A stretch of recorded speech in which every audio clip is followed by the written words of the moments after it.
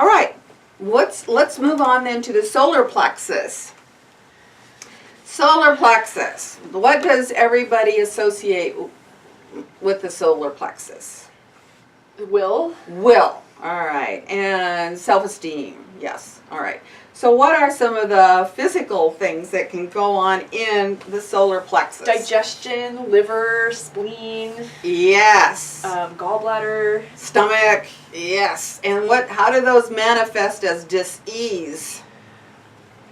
Crohn's disease. Crohn's disease. Sometimes it could be food allergies or like leaky gut syndrome. Yes. IBS.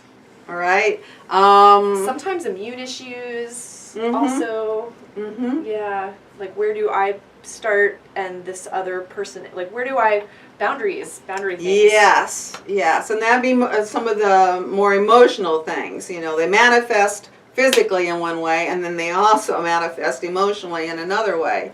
So some of the emotional issues then would be what for the solar plexus? Could potentially be anger.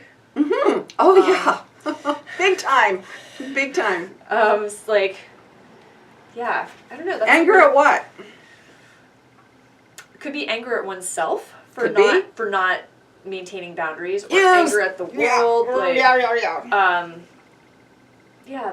That's the primary one that comes to mind right this second. Yep, that's a good one though, because that self-esteem piece is huge. It can come from all kinds of reasons, too numerous to mention, but it could come from not being able to make a decision, being frustrated and having anxiety and all of that, or anger about just, I don't know, I can't make a decision, I don't know how to go about this. You know what's also very interesting about that? The gallbladder, which is considered a part of the third chakra, in Chinese medicine, the gallbladder is the decision maker. So being indecisive, yes, that's so, I love yes, how there's this. yes. And digestion, when we talk about digestion, we think of it in physical terms. Right, but just digesting your life, like being able to think about how you've, like processing emotions. Exactly. And ulcers, stomach ulcers, coming from stress,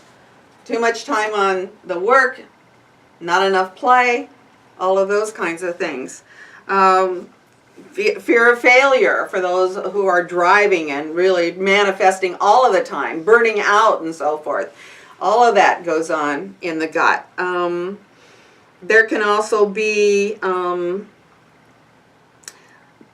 things like the opposite, like apathy and not putting yourself out there. So it can go either way.